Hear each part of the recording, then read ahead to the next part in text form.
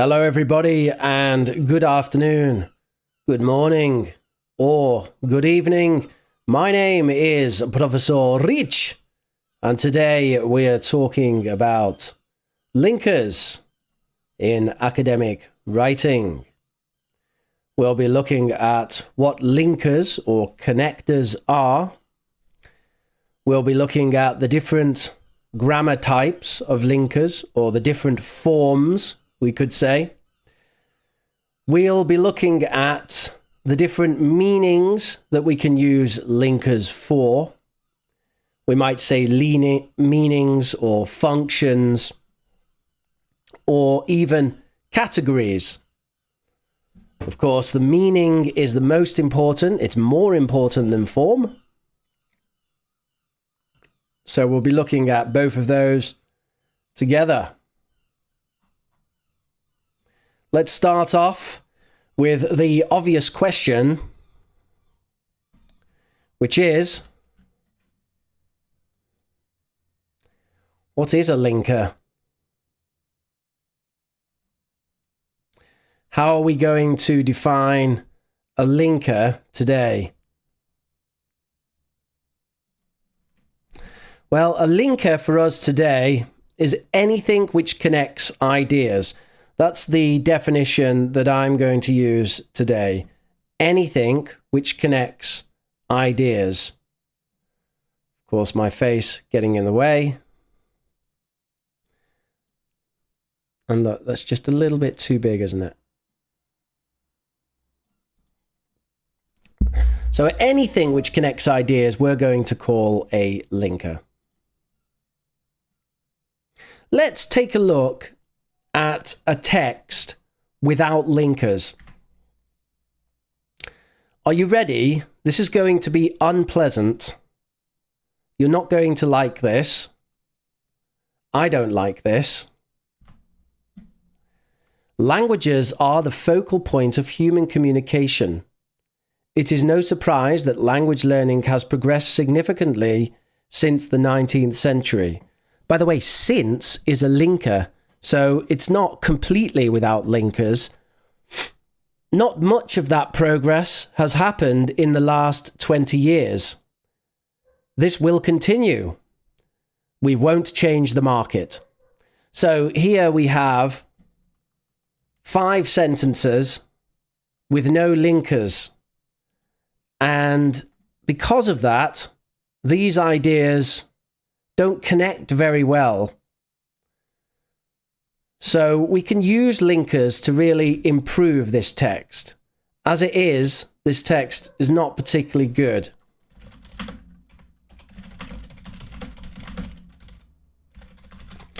So let's take a look at an improved version of this. Let's take a look at it with linkers. We start with the same sentence. Languages are the focal point of human communication. And now we have our first linker. As a result, it is no surprise that language learning has progressed significantly since the 19th century. So our first linker there is as a result. Nevertheless, not much of that progress has happened in the last 20 years. Here we have nevertheless.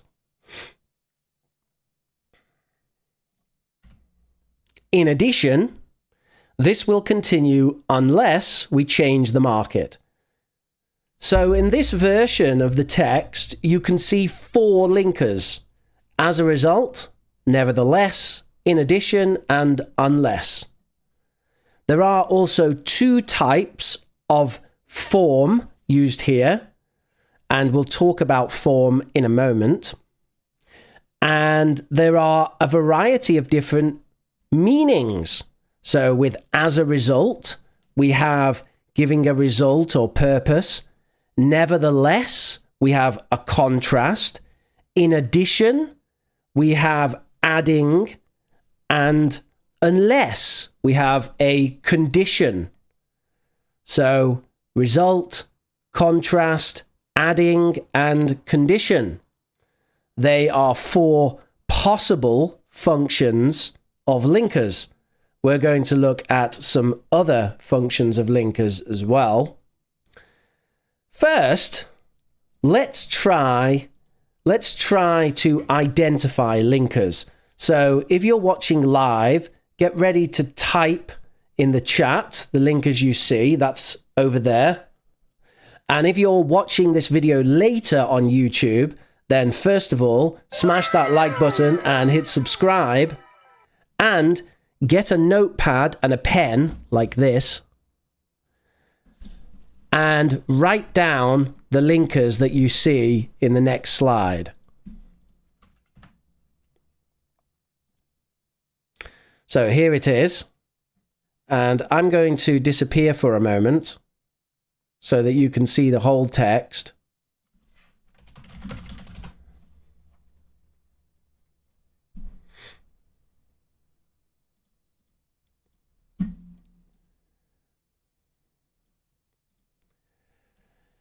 Look at the text and identify the linkers. Type the linkers that you can see into the chat. I'm going to read the text in case there's anyone who is just listening to this lesson. So the text says, identifying linkers. There are a number of arguments in favor of task-based learning as a learning method. It is well known that learning by discovery enables students to engage with the material fully. As a result, they acquire both the target language and an understanding of the method of language learning. This means that learners will be enabled to go forward and autonomously learn further. Clearly, this is superior to a method which does not display this feature. On the other hand, there are a number of disadvantages to this method. Firstly, it does require a relatively high cognitive load from the students. Critics argue that this causes stress and thereby lowers retention. However, this is a very one-dimensional perspective. It is important that a wide variety of factors are measured due to the complex nature of education.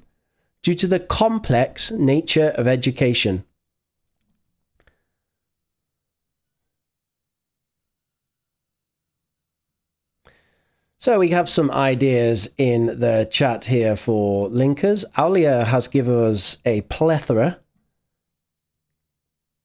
We've also got Zoya, some good contributions there. Well done, Zoya.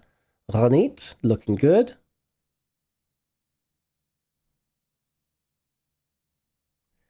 And Manuel points out that linkers are followed by a comma. Actually, Manuel, I'm sorry to say that's not entirely true, and we are going to look at that. So we're going to look specifically at the punctuation in detail.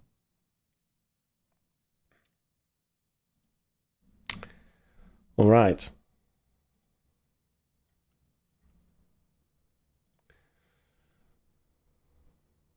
So let's have a look at the different types of linker. This is important when we're looking at form. So if we're looking at what makes a linker, what thing comes after a linker, and what punctuation to use, we need to think about the types of linker in terms of form. So what types of linker do we have in terms of form? I classify these in 3 ways. I classify them as adverbials, conjunctions, and prepositional phrases. And I'll just talk a little bit about what that means. So, an adverbial is any number of words which acts as an adverb. And an adverb is anything which changes the main verb. So actually, pretty much anything can be an adverbial. It's a bit of a cheap term, a bit of a cheap trick. but I'm going to say that anyway. So adverbials is any number of words that acts as an adverb. Then we have conjunctions. So a conjunction is normally one word. However, it may be more than one word. And a conjunction specifically joins two clauses together. So a conjunction specifically joins two clauses together. And we can categorize conjunctions into different types: coordinating, subordinating, etc. We don't need to worry about that right now. Just that we have something called a conjunction. It's normally one word. However, it may be two or three. And a conjunction is used to connect clauses. And then finally, we have prepositional phrases. So a prepositional phrase is a word or group of words which acts as a preposition. So it's much like an adverbial, except in terms of prepositions. By the way, we could also call adverbials adverb phrases, but I prefer the term adverbial because adverbial focuses on the meaning and function, whereas an adverb phrase is more about the form. And I just prefer to use terms that relate to meaning and function whenever possible. So adverbials, conjunctions, and prepositional phrases. And by the way, if you're wondering what is a preposition, because there is some confusion about this, a preposition is something which links a clause or verb, basically, to a noun. That's what a preposition does. It links a clause, usually a verb, to a noun. That's a preposition. This is why after a preposition, you always have a noun. So also after a prepositional phrase, you should also have a noun. Okay, let's move on. Let's have a look at some examples of linker types. We'll start with adverbials. So here we need a linker which acts as an adverb, and we've got everybody's favorite, probably the most common adverbial linker, probably the most common adverbial linker that's ever used is however, especially in academic and formal writing. And we can see the format here. Capital H, however, starting the sentence, comma, and then we have, this is a very one-dimensional perspective. So notice there's only one clause, right? So we can think of adverbials like sentence connectors. They are often used to connect sentences rather than connecting clauses. By the way, they can also connect clauses, and I will show you that. But let's say that some people think of adverbial linkers as sentence connectors. That's another term for them.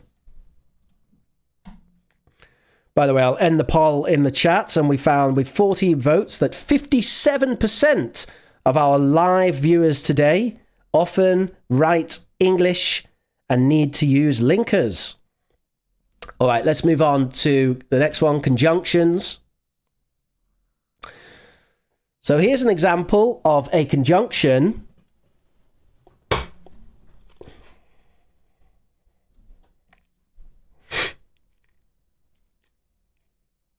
And I think there is a little bit of mistake here, actually. I'm going to just change that a bit.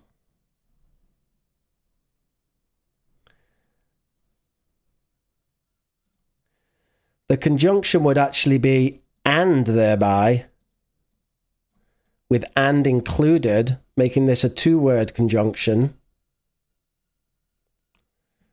So the conjunction here is actually and thereby, not only thereby. So critics argue that this causes stress and thereby lowers retention. So here, what do we have? We have two clauses. We have critics argue that this causes stress, and we have this lowers retention. So that's two clauses. The second clause is a subordinate clause. That means it cannot exist as an independent sentence and have the same meaning. So this is actually a subordinating conjunction, and you'll notice there is no comma. There is no comma.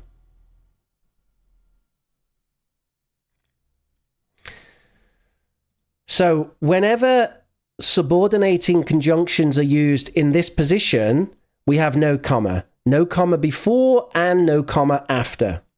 So that's a difference with an adverbial, isn't it? It's a difference.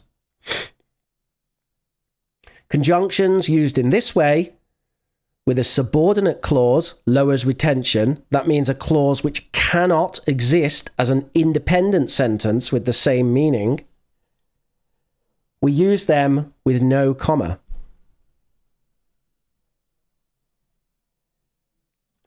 And let's move on to prepositional phrases. So remember I said a prepositional phrase is a group of words which acts as a preposition. And here we have an example. It is important that a wide variety of factors are measured due to the complex nature of education. So here, due to is our prepositional phrase. Due to the complex nature of education. And remember also I said before that when you use a preposition, then we have to use a noun after it, because a preposition connects a clause to a noun. And you can see the complex nature of education is a noun. It's a noun phrase, actually. So we're happy with that. We have a prepositional phrase acting as a preposition, and after that we have a noun phrase acting as a noun. By the way, you will probably learn at this point that the word phrase just means any number of words together. That's what phrase means. So when we say noun phrase, we just mean a noun made from any number of words together. So while we can say, for example, that nature is a noun, we can also say that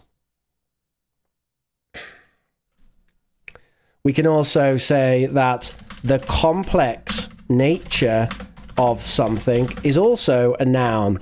Technically a noun phrase, but we can say that it acts as a noun. Even though the is an article and complex is an adjective, when we put these words together, they become a noun phrase, which means they function as a noun. So that's all phrase means, right? Normally. It can also mean expression, but in this context, talking about language, with a phrase, we just mean any number of words, okay? So there is a look at the types of linkers with respect to form. So let's talk about the differences between these, starting with adverbials. You'll remember that the example with adverbials that I had with adverbial linkers was I had the example of however, but other adverbials could include things like on the other hand, as a result, therefore, furthermore, in addition, if not. Remember that adverbial is just anything that acts as an adverb, which we have there. Now, something about adverbials is the position is very flexible, and we know, if we know that adverbials are something which acts as an adverb, we expect the position to be flexible because adverbs themselves have flexible position. What we notice with adverbs is that there is normally a preferred position. However, it is also flexible. So let's consider an adverb like,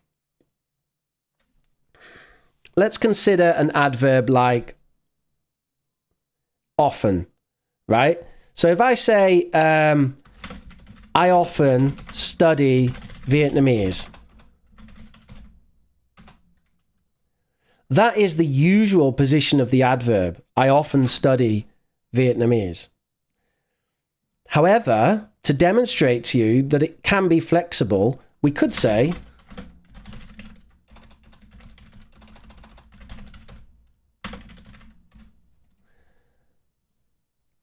I study Vietnamese often. Now, that is not the preferred position, but it is a possible position. It's not strictly incorrect to say I study Vietnamese often, because adverb position is flexible. So we know, if we know that adverb position is flexible, then we know that also adverbial position is also flexible, because adverbials are just adverb phrases, groups of words that act as an adverb. So adverbials are always followed by a comma unless they are at the end of the sentence. Just going to add that little caveat there. Adverbials are always followed by a comma unless they're at the end of a sentence. And there might be another exception, some other punctuation which interrupts it. So rather than always, I should say almost always, just to hedge myself. On the other hand, comma, there are several disadvantages. Pachu says, does the position change the meaning? And I would love to answer that, Pachu, but I'm having some interesting situation with my cursor right now. Yeah, so Pachu says, does position change the meaning? So it changes the meaning in a subtle way, Pachu. In other words, it changes the context and the emphasis. And so in some way it changes the meaning. Yes. But it doesn't fundamentally change the meaning most of the time. Most of the time, it doesn't fundamentally change the meaning.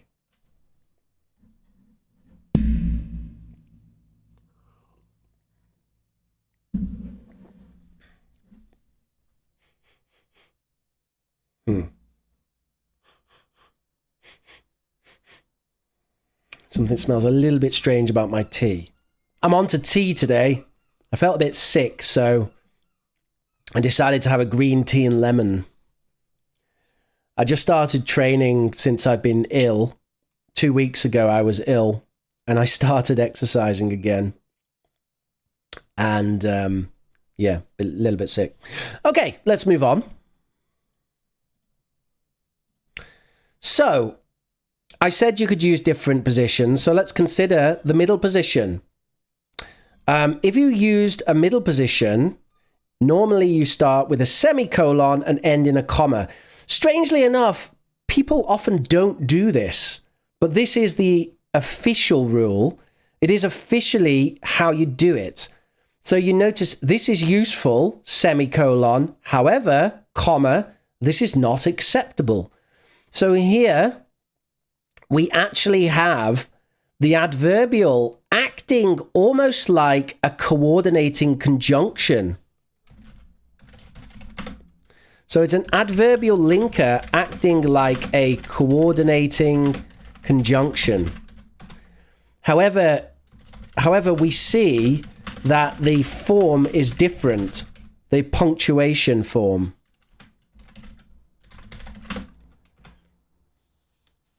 And also, we notice that we need to put the subject in. So if we used and like a conjunction, we could say this is useful and is not acceptable. But with however, then strictly it should be This is useful, semicolon, however, comma, this is not acceptable.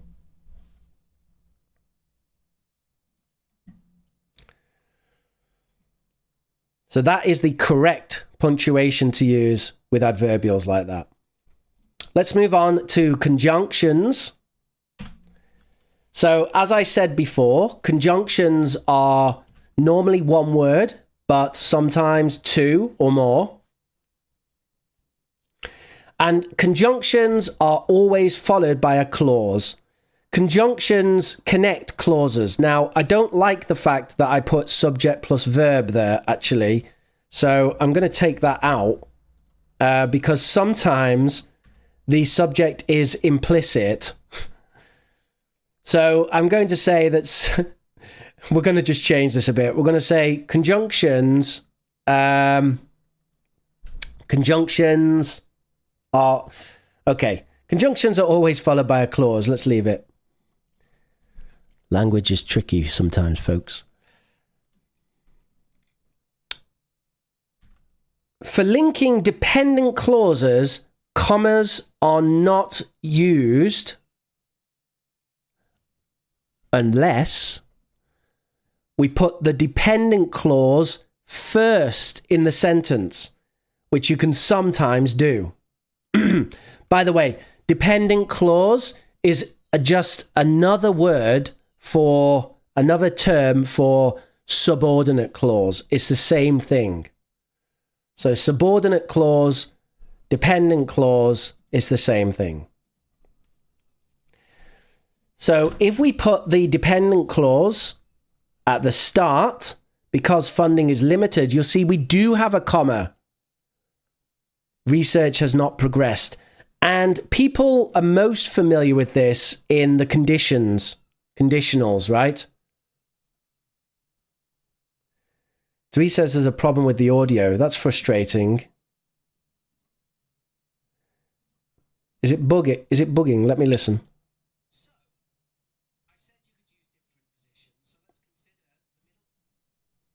Sounds okay to me, Cal. Are you sure? What's the problem with the audio? It doesn't sound like it's clipping, and it doesn't sound like it's buggy. Sounds okay. What does it sound like to you? Tell me. The sound's quiet. I don't think it's quiet either. I really don't think it's quiet. If it's quiet, then you need to turn your sound up. That's all. Because it's outputting at high level. Oh, Cow says it's quiet as well. That's weird. I really don't see it as quiet. It's not what I see here anyway. Unless I'm missing something here. But yeah, I'm not seeing it as quiet at all. Try adjusting your volume. All right.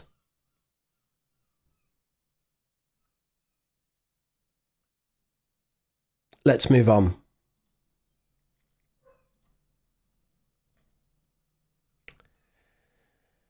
So, commas can be before conjunctions in lists and linking independent clauses. So, notice here we've talked about dependent clauses and subordinate clauses, but we also have independent clauses, which we can also call coordinating conjunctions and coordinate clauses. And you notice here we have the comma. Funding is limited, comma, so economic options are needed. By the way, this is optional. You don't have to do it, but you can do it. So you don't have to do it, but you can do it. Cal, one thing to try would be to just play another YouTube video and see if it's louder than this one.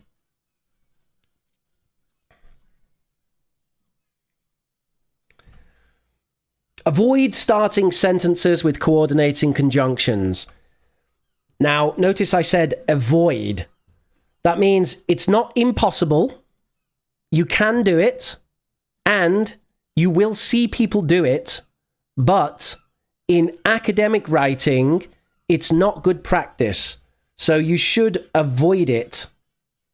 You should avoid it, even though people will do it sometimes. And when you speak, people do it all the time. I did it just then. Did you notice? I did it just then. I started a sentence with and. So speaking, we do it all the time, not a problem. I'm just talking about for academic writing, avoid starting a sentence with a coordinating conjunction. If you want to start a sentence with something coordinating, that is something with the meaning of adding, then you should use an adverbial.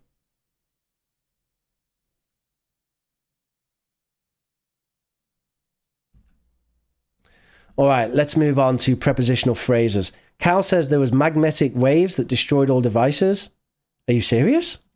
What are you talking about, Cal? Magnetic waves, Vietnam?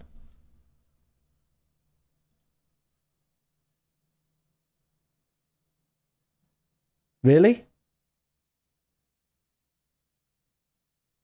That sounds interesting. We should talk about that in Q&A. Prepositional phrases. So, the position of prepositional phrases is quite flexible. And I'll talk about that in a moment. But normally they come after a verb or at the start of a sentence, which isn't particularly helpful because that's basically anywhere. And when I say after a verb, I mean, it doesn't need to be immediately after the verb. It could be after the verb, you know, it could be later. So prepositional phrases can come in different places, but normally they're after a verb in the sentence. As I said, it's flexible. When they come at the start of the sentence, a comma should be used at the end of the clause.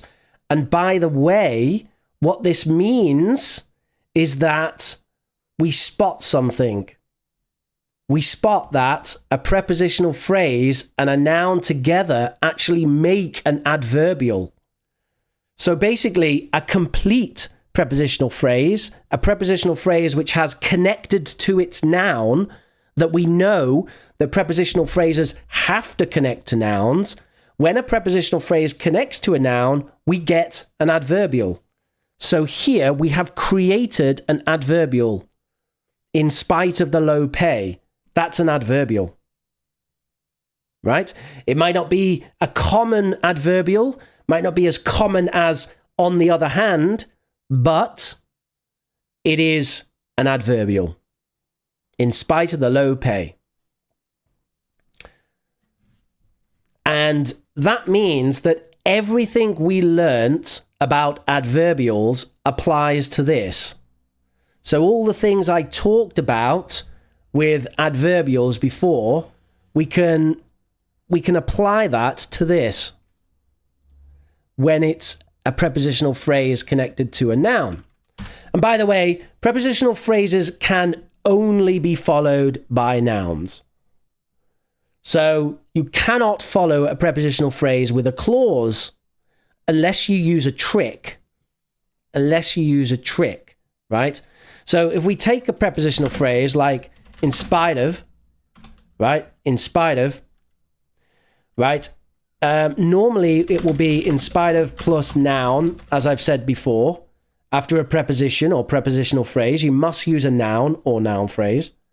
However, we can use a trick where we say in spite of the fact that. So this little noun phrase, beginner, the fact that, is a little trick that you can use to make a clause from a noun. So then we can say, in spite of the fact that, and then we can use a clause. In spite of the fact that we receive low pay, in spite of the fact that we receive low pay, we are still happy. So you notice there, I have used the clause, we receive low pay, and I've used that using a trick, saying the fact that. So if you're watching this video later and you don't see the live chat, you can see that at the bottom of the screen right there. Okay? In spite of the fact that we receive low pay, we are still happy.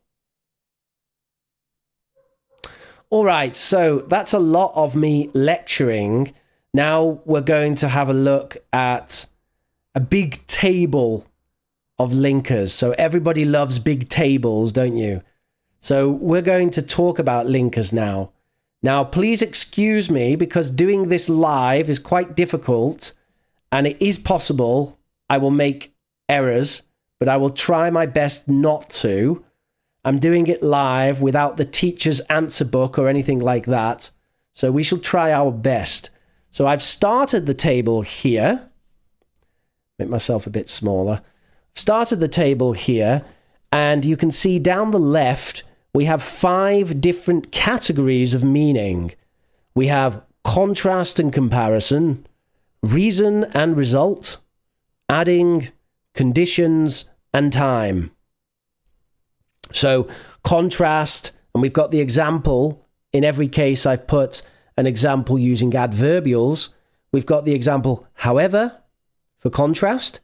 For reason and result, we have as a result. For adding, we have in addition. For conditions, we've got otherwise.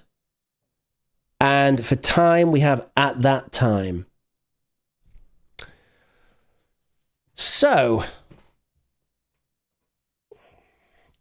let's focus on adverbials first. They are examples, Pallavi. Do you want examples for all of them? Shall I give you examples for every single part? I'll try. Let's go on to conjunctions and see if I can do this. I'm already getting nervous. We can do prepositional phrases, can't we? Because we can do in spite of. And the conjunction?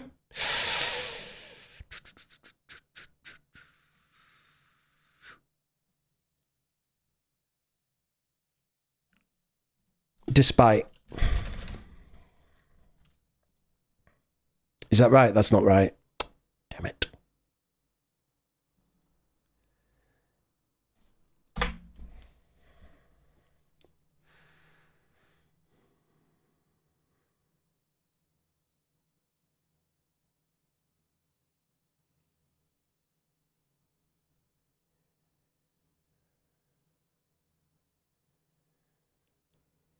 Even though. Thank you, Julia.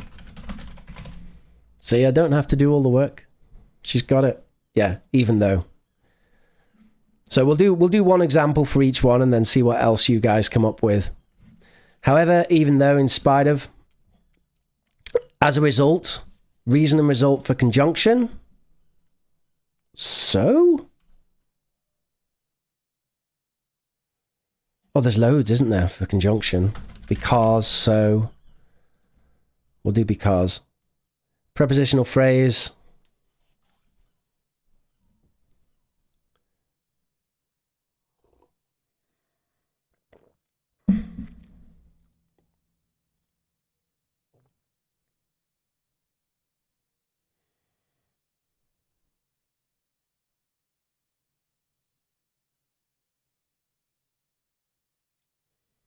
To reach. To achieve. In order to know.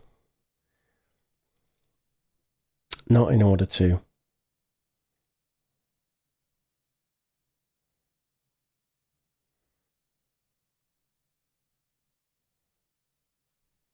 So as to. So as to know. Due to. Due to. Due to. Yes, that's the one we had in the example. Due to is, yeah. Due to. Okay, adding, in addition, conjunctions, and. I cheated. And. I'll keep the formatting consistent. And prepositional phrase. In addition to.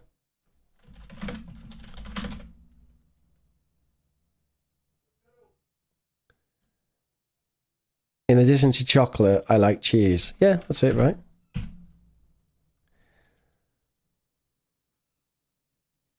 conditions. Conjunction conditions. If. Prepositional phrase. Ooh, prepositional phrase for condition.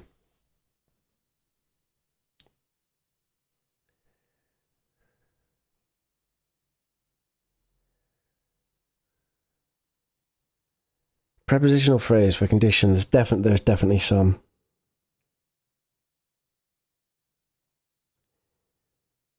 Given.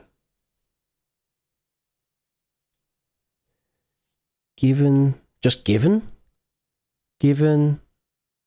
Like given our success. Yeah, that's one, right? That's it, right? That's a prepositional phrase, right? I want to check that. Like I said, difficult to do this live.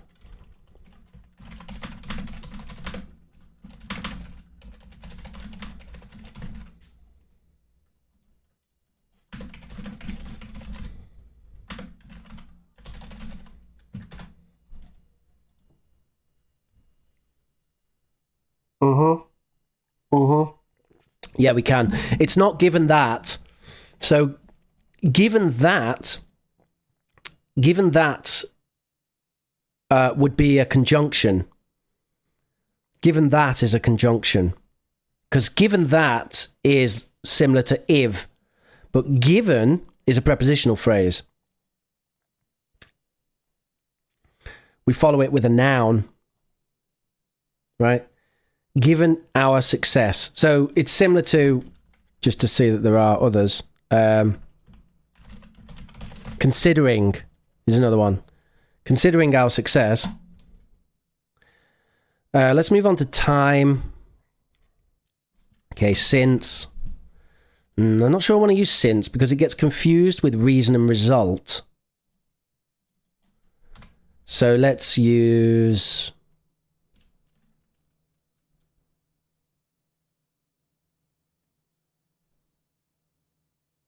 Meanwhile. Meanwhile?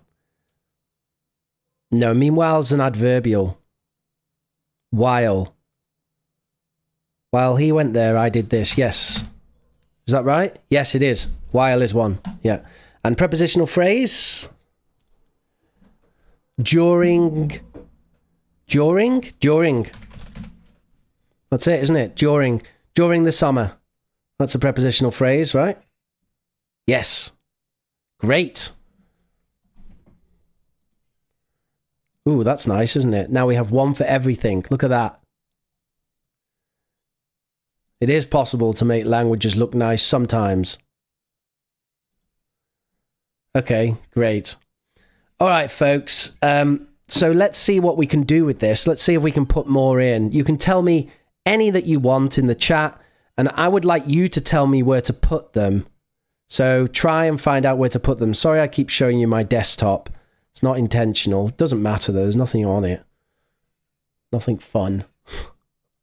Right, let's have a look then. So adverbials. I'm just going to go through them and add what I can. And you guys feel free to add to it from the chat, but you need to tell me where to put them. I need to know where to put them, right?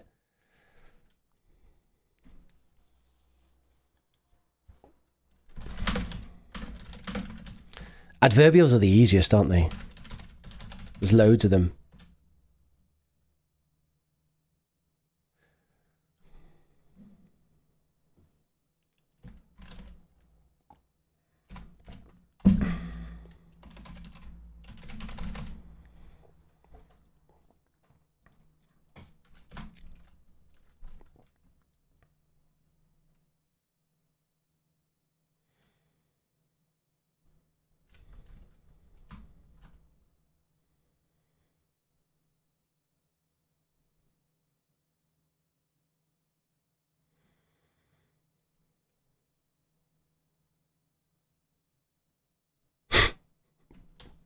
Manuel says, while the class goes by, the Tringer drank 2 litres of coffee. I'm drinking tea. Anawat says, contrast, though and although. Let's have a look at that. Contrast, though and although. And where do you want to put that, though? Where do you want to put that, though? That's the question, isn't it? My cursor keeps disappearing. It's really annoying. Where do you want to put that? So, though and although, they're adverbials, aren't they? Is that right? Although we went to the... Or are they conjunctions? No, they're conjunctions.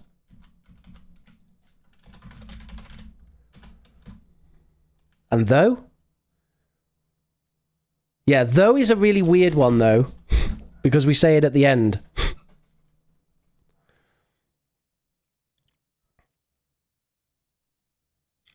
So firstly and secondly are adverbials, and in a way we could say that they are ordering linkers, but we don't have a place for them on our table, Sleepwalker. So we're not going to put them on there.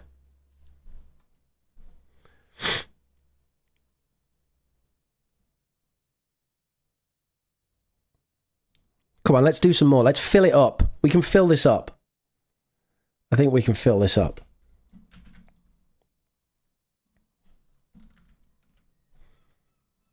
Can we fill this up?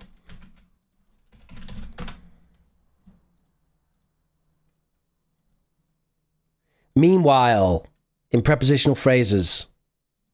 Meanwhile the summer? No.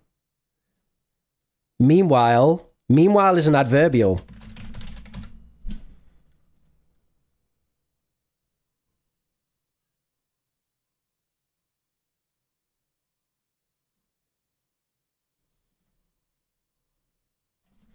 And also, in the meantime is also an adverbial.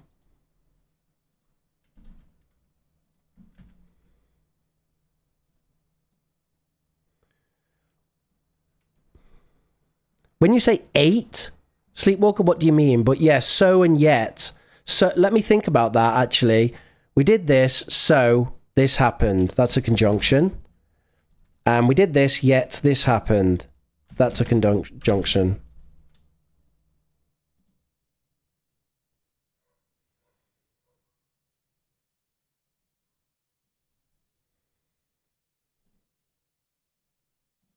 But yet again, a bit weird. It can be used. Can be used at the end of sentences.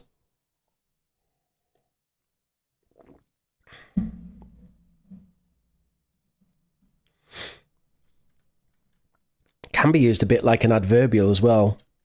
Maybe I shouldn't put that in conjunction. Let me think about this. I did it, yet he didn't. Yet he didn't. No. We're going to put it there.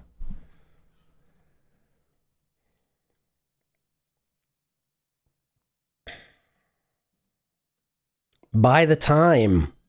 Oh, yes. Wait a minute. Let me think about that. Is that an adverbial? We did it by the time you arrived. By the time is a conjunction. He did it by the time you arrived. Yes. So it's a conjunction, Julia.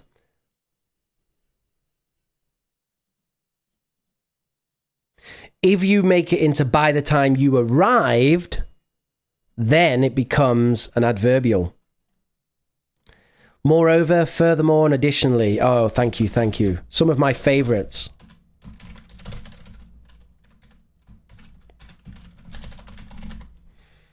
Yeah, love those ones. Everybody loves them, don't they?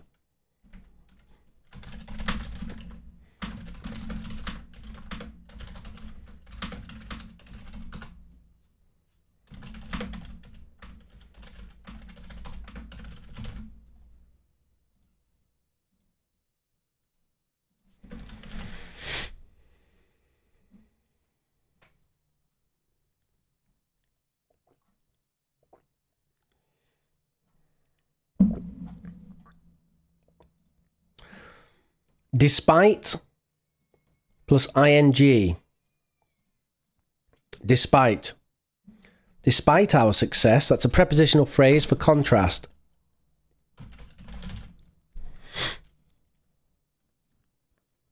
Time adverbial, eventually, yes.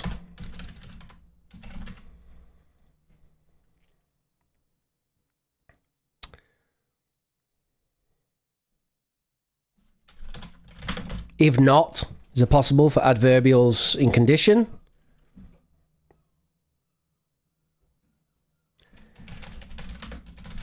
Failing that. And adverbials for results. Adverbials for result. Therefore, consequently. Conjunctions for adding.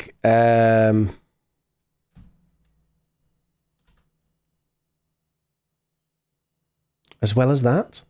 He did this as well as going to this. He eats cheese as well as, yeah. He did this also, no. He did this plus that. This plus that, plus. He eats cheese plus ham. Prepositional phrases. In addition to, along with cheese, I like chocolate. Together with, besides, no, together with. Conjunctions. If you like cheese, I don't like you.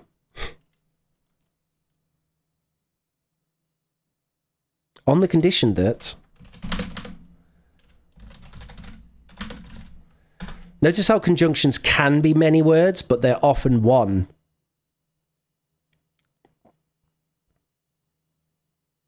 If you like cheese, should he like cheese? Should you like cheese? Should it rain? Yeah. Should used like a condition. Prepositional phrases. Given the bad weather.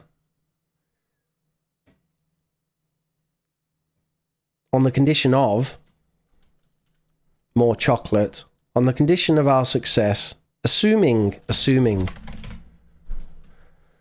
All right, time. Conjunctions. He did this while you did that. He did this by the time you did that. He did this. There's loads of them.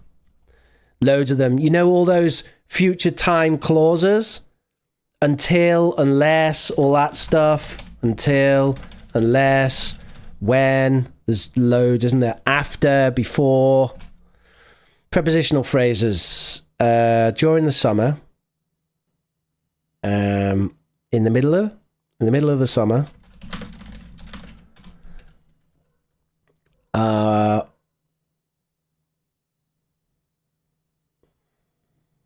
In the middle of the class.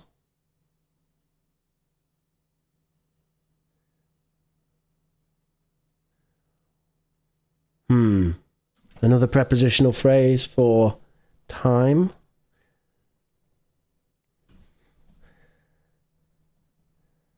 Throughout. Oh, that's a good one. Throughout. Prior to. Oh, we've missed result and reason. It's a bit weird. Loads of them as well. Because of, owing to,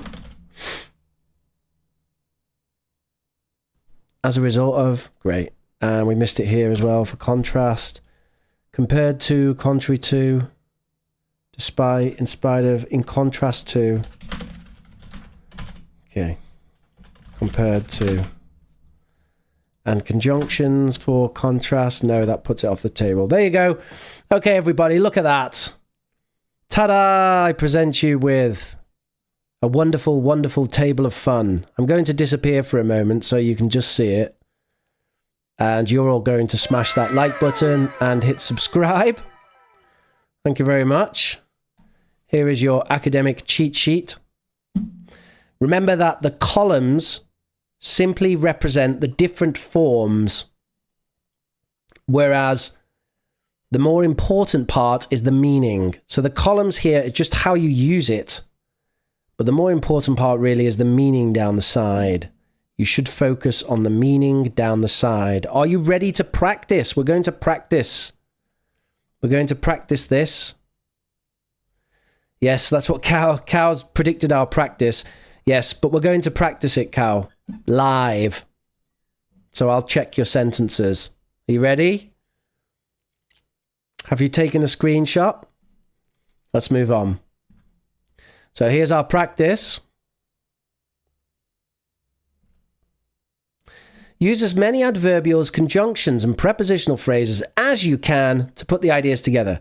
So use as many as you can to put them together. Let's go. Number 1, learning vocabulary can be fun. Students choose their own topics. Off you go. Let's see what you can do. I'll do one as well, but I won't show you just yet.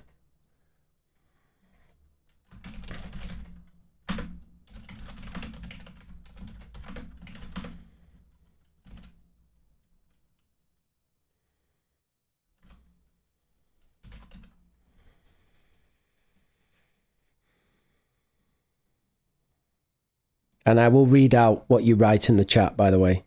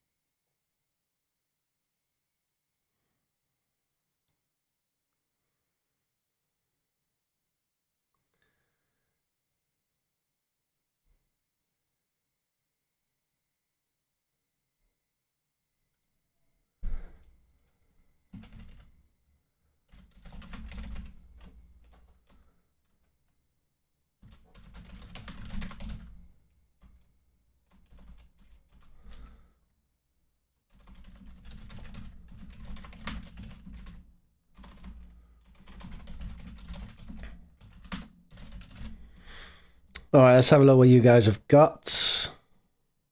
You can't go overboard, by the way. Nevertheless, learning vocabulary can be fun. However, students should choose their own topics. Well done, Sleepwalker. Learning vocabulary can be fun if students choose their own topics. Well done, Cow. Learning vocabulary can be fun if students choose their topics. Learning vocabulary can be fun when students choose their own topics. In addition to learning vocabulary can be fun, not quite, Manuel. In addition, comma, learning vocabulary can be fun, full stop. Conversely, comma, students should choose their own topics. Well done, everyone. Very good. Here's my one. Furthermore, although learning vocabulary can be fun, students should choose their own topics. All right, let's try another one. Personalization is a very effective memory aid. It takes a lot of effort.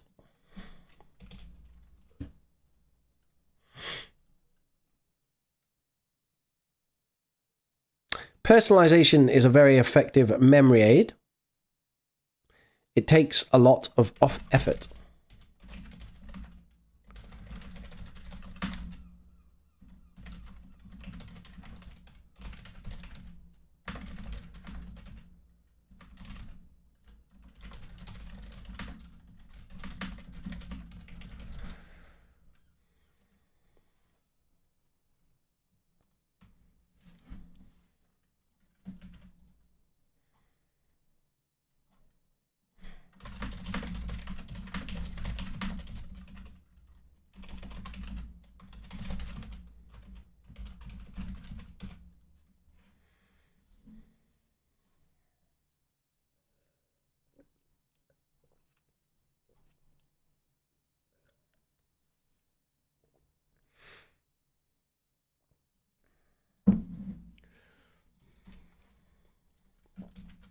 Let's see what we got.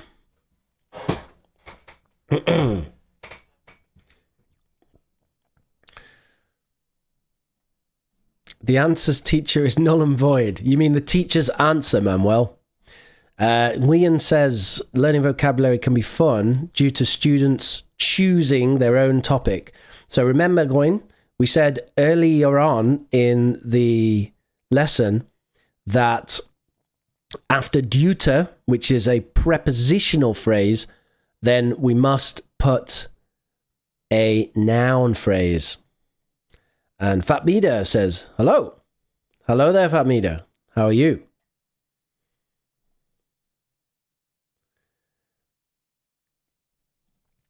Cal says, although personalization is a very effective memory aid, still, it takes a lot of effort. It takes a lot of effort. Your S from takes has jumped over. Your S from takes has jumped over to efforts. Needs to jump back. Personalization is a very effective memory aid. Semicolon, notwithstanding, comma, it takes a lot of effort. Whereas personalization is a very effective memory aid, moreover, it takes a lot of effort. That doesn't quite work, Pallavi, because whereas and moreover together is too much. So whereas doesn't work well together with moreover, it's too much. Despite the fact that personalization is a very effective memory aid, although it takes a lot of effort, this is a bit confusing, Sleepwalker, because we have contrast and contrast. So there's too much contrast.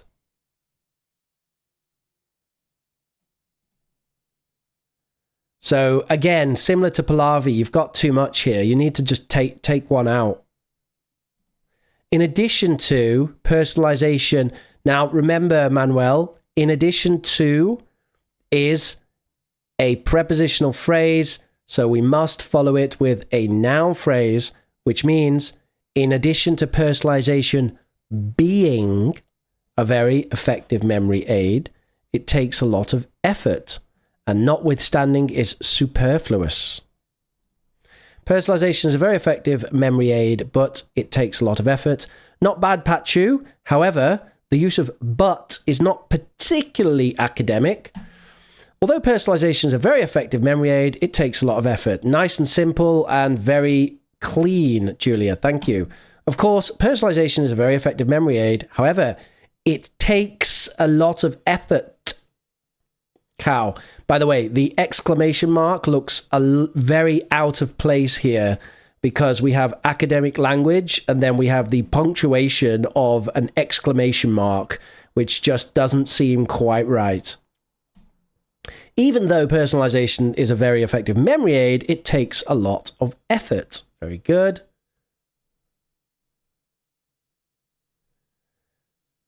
Okay. Thank you, everybody. Let me give you my example. Moreover, personalization is both a very effective memory aid and, furthermore, takes a lot of effort. I've just noticed that my sentence is actually not good. Well done, Rich. Well done. Because I've said it using addition, it seems like a positive thing. So let me just correct that.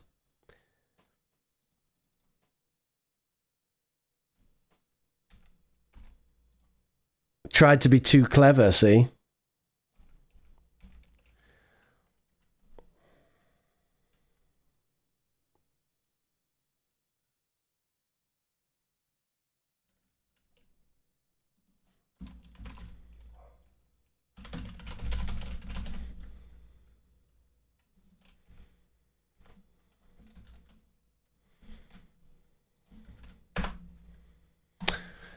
Okay, moreover, personalization is a very effective memory aid, but nevertheless takes a lot of effort.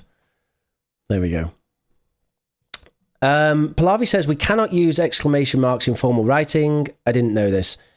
Yes, we should avoid exclamation marks in formal writing.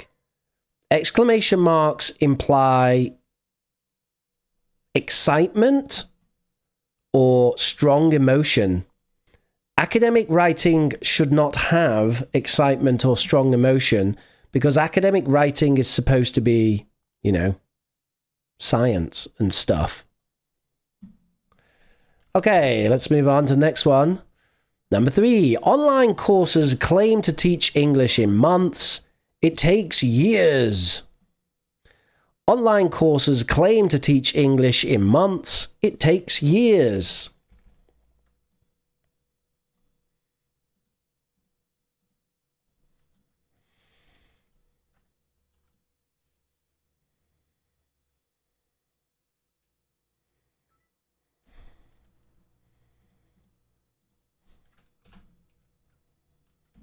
Oops, sorry everyone.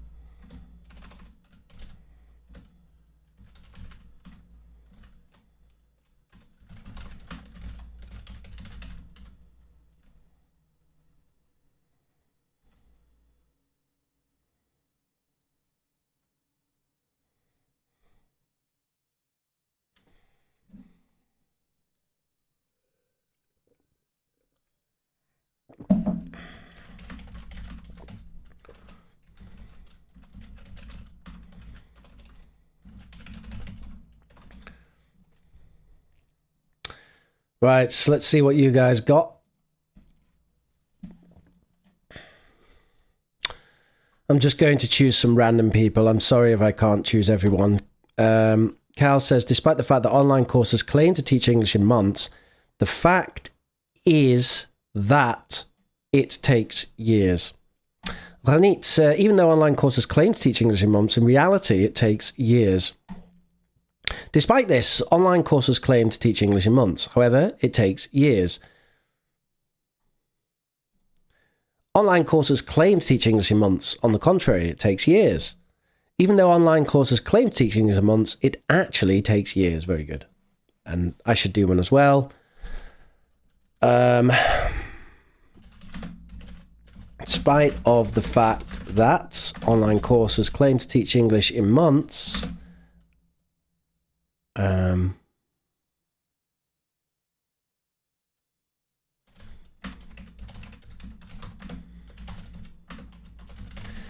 yes, it undoubtedly takes years. So it would be nice to have some more things on our table, things like undoubtedly. We had something expressed like this by Zoya. She expressed actually, and we could actually talk about actually as an adverbial. Now, whether it's a linker or not, I don't think so. Remember, we defined linker at the very start of class, and we said a linker is anything which connects two ideas. I don't think it's right to say that actually connects ideas. However, it is an adverbial, and it is worth talking about. It's certainly a way of improving your academic writing. And I think it's nice to add things in like undoubtedly. So if you wish to add other adverbials in, which are not linkers, you may. On the one hand, Cal, on the one hand, online courses claim to teach English in months. On the other hand, it takes years. This is not strictly correct. On the one hand and on the other hand is supposed to be talking about pros and cons or advantages and disadvantages. But online courses claiming to teach English in months is not really an advantage. What we could say is, on the one hand, you can learn a lot of English in a few months. On the other hand, it takes years to be a master. All right, let's have a little bit more practice and then we'll move on to the Q&A. So, number 1, it was the summer. We conducted some research. Our results were not good. It was the summer. We conducted some research. Our results were not good.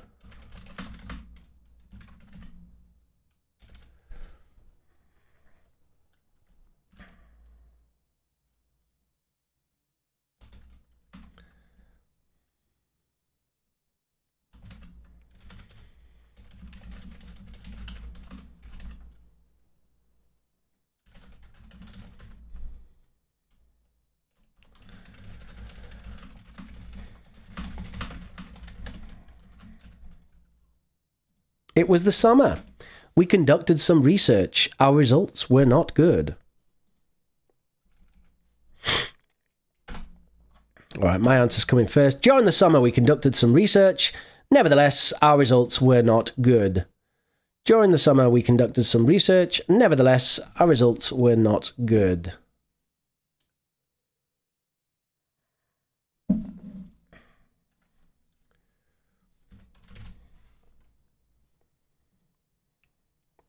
One second.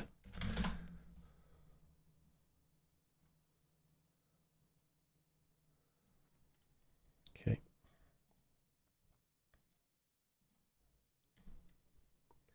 That's not quite right, Manuel. So you want to say, regardless it was the summer? No. You need something to do with time with the summer. We conducted some research when it was the summer, but our results were not good. So, Pachu, that's very good in terms of just clear and casual language. However, we probably want it to be a bit more academic if we're talking about academic writing. So, when and but maybe are not the best choices when we're thinking about academic writing. Blavi says, it was the summer, and as a result, we conducted some research. However, our results were not good. That's great, assuming that your research is dependent on the summer. So you're conducting some summer research, because the idea of the summer causing you to do research is an interesting idea, which is quite specific. Even though it was the summer, again, it's interesting. You guys are having these kind of causal, conditional connections with the summer. I was more thinking about time. We conducted some research during the summertime. Notwithstanding, our results were not good. Very good, Julia. That's great. Meanwhile, not quite. Remember that meanwhile is... Why doesn't meanwhile work?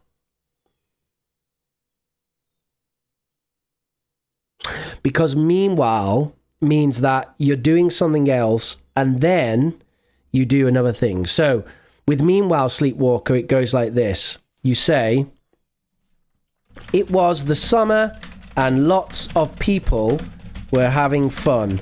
Meanwhile, we conducted some research. So that's how you use meanwhile. It's like something's happening and meanwhile, something else happens. You can't use it in the way that you've written it there. All right, and the last one. We don't have money. We cannot conduct more research. This would help science advance.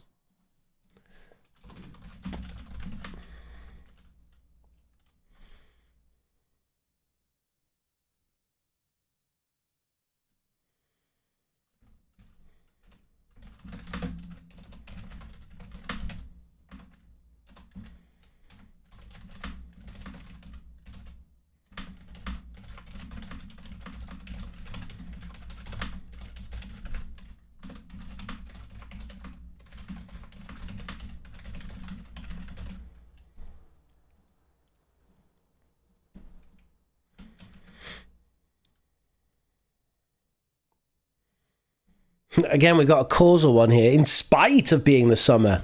It's like, wow, we could even do summer. We can even do research even though it's the summer. Not sure why everyone really avoided using the linkers to do with time. Anawat says, we don't have money, so we cannot conduct more research, although this would help science advance. Not bad. Unfortunately, we don't have money, so we cannot conduct more research. Okay, so we got some use with so here. It's interesting. I went a different way with this. I went a completely different way with this, with my example, as you will soon see.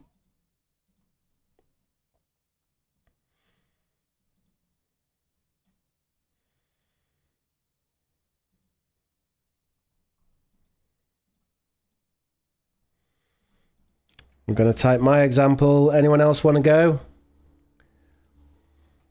5 seconds.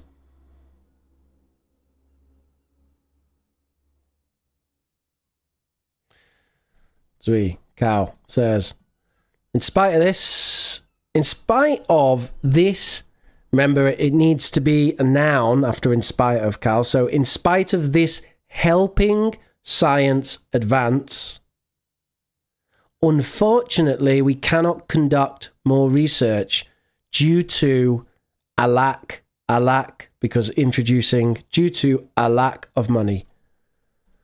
We don't have money, hence cannot conduct more research, which would help science advance. All right. Okay, here's mine. On the condition of acquiring more funds, we would be able to conduct further research. As a result, this would help science advance.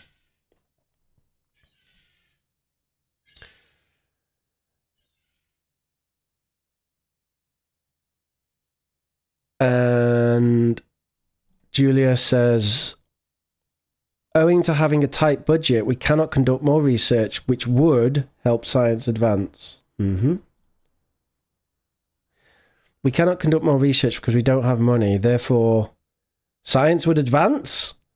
No, that doesn't make sense. Like, we cannot conduct research, we don't have money, therefore science would advance? Not quite.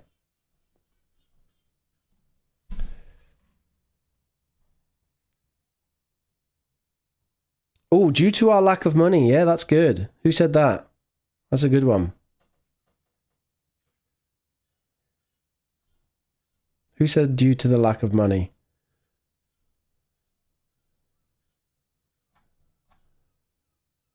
Yeah, it's a good one, Cal. I don't know where you got that, but it's a good one. If you just come up with it, it's good. All right, everybody. Brilliant. Thank you very much. That brings us to the end of our teaching section and brings us on to our reflection. So what's the main point you have learned today, and what do you need to practice with after today? A little bit of reflection about today's class. It's always important to reflect on your learning, and also if you're a teacher or just someone who goes to work, it's important to reflect on your practice and your working.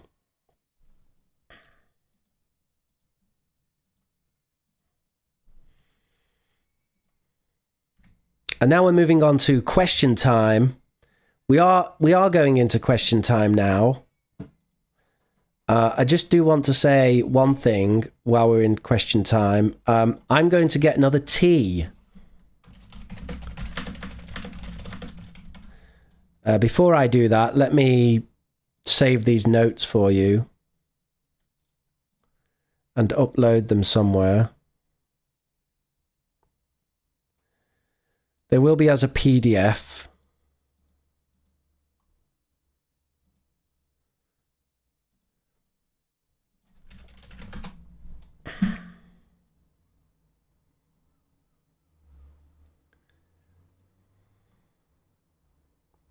Oh, they look so good as a PDF. Sorry to say so, but they do look really nice as a PDF. Whew.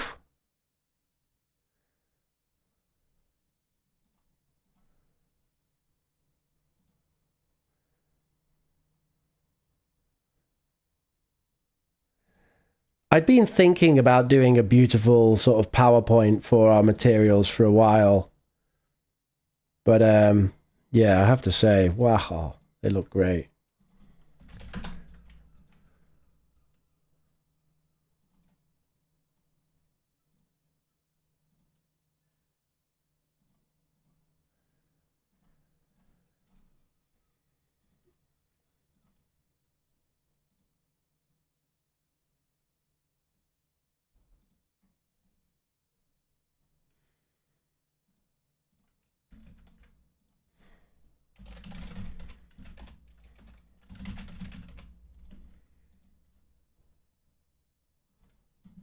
Gotcha.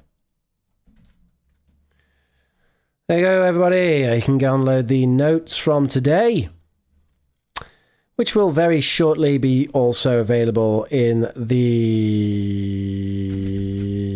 comments down below the video. And the link is also in the chat. So I'm going to get another tea. I'll be back in 3 minutes. Type your questions into the chat and I'll answer everything I can. Okay. So I'll be back in 3 minutes.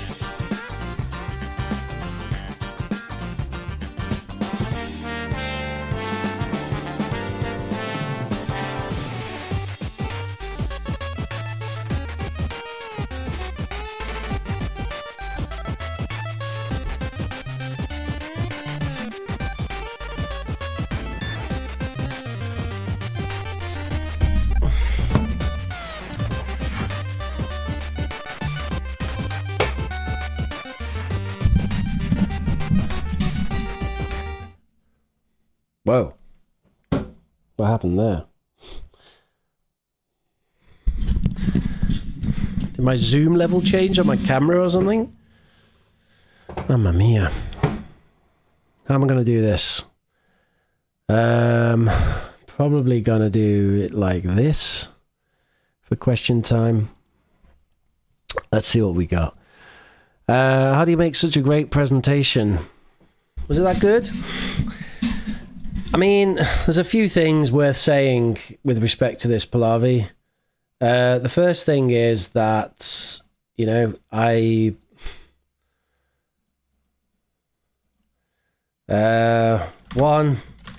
teach people how to give presentations, so it'd be kind of a bad show if I couldn't make decent presentations myself. Right? I mean, part of my job is teaching people how to make presentations because that's kind of part of being a language teacher.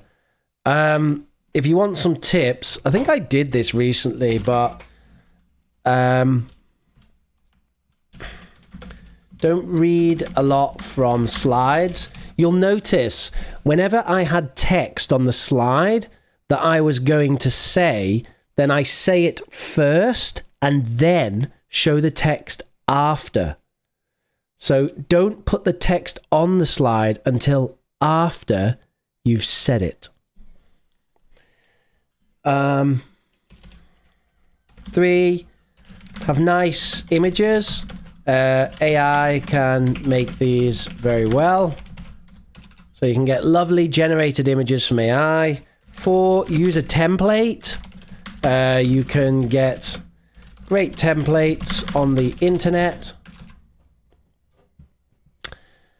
And I don't really know what else to say, you know? I mean, 4, keep it simple. Use transitions, but be consistent in the transitions which you use. So be consistent in the transitions you use. So if you notice in my presentation, right, the transition is always the same.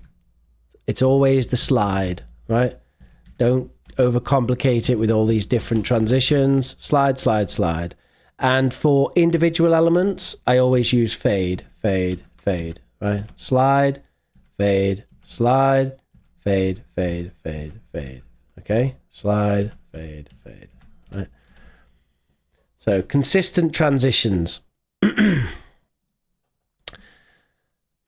That's it. So I don't really know what else to say. Keep it simple. Don't overcomplicate it.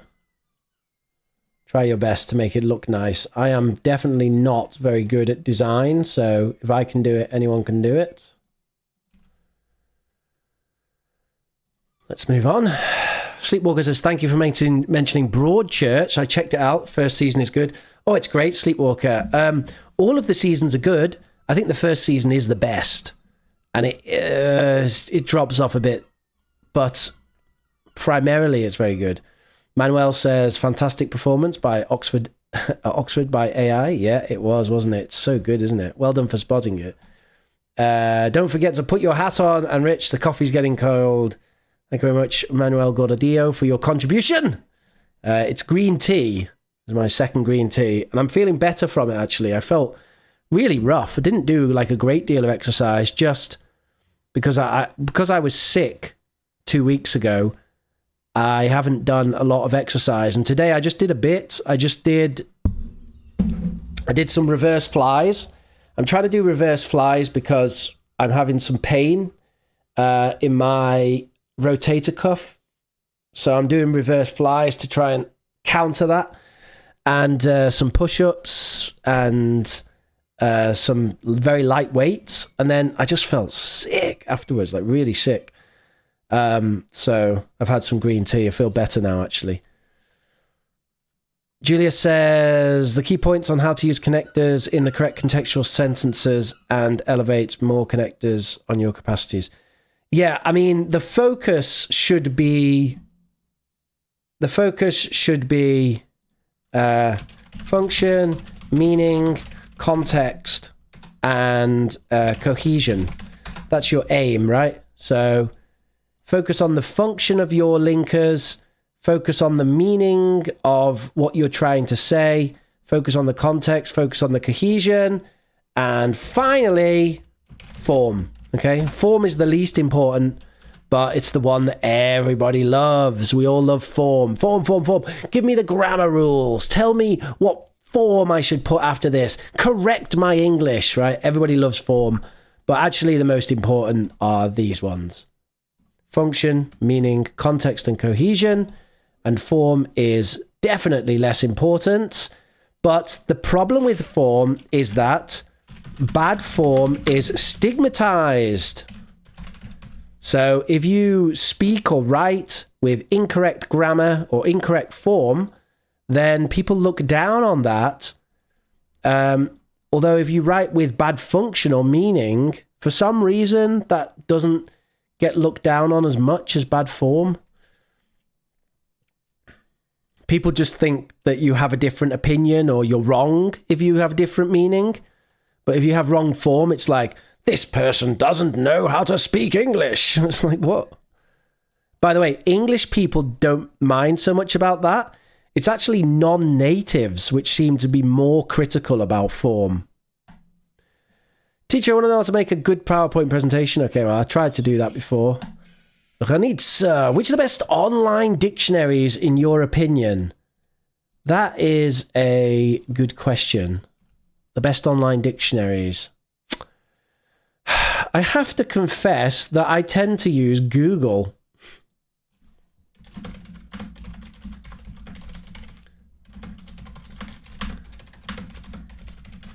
So Google comes up with a definition, normally from like Oxford or something. However, for more complex stuff, word reference forums.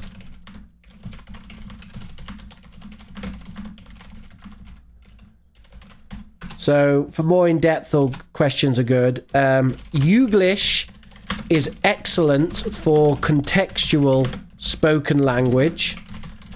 And Yandex Images is good for some things. So if you do a Yandex image search to find the meaning, that can be pretty good. And then finally, ChatGPT. Of course.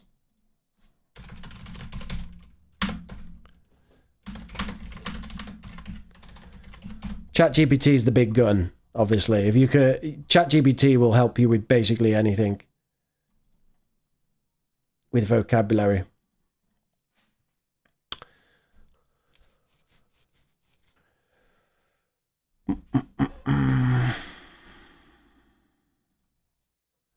Read. Not sure what Emmanuel is referencing. Manuel, do you know that Rich made his presentation with AI? How do you know? Oh, because he can see the pictures. I didn't make the presentation with AI. I made the images with AI. The presentation is all handmade, but the images, can we get them up? You see the image here? This is AI generated.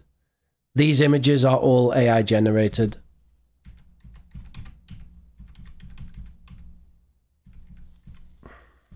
No, this is all me. I wrote this. Now these images are AI generated. Right, not bad as well. You know what I said? I said, first of all, I said, I want you to imagine a world called Oxford World, where everything in this world is in the style of classic Oxford University. And then I said, okay, now I want you to draw some linguistic ideas as a physical concept in this world. First, draw adverbial linkers, then draw conjunctions, then draw prepositional phrases. And this is what it came up with. So that's how I got that.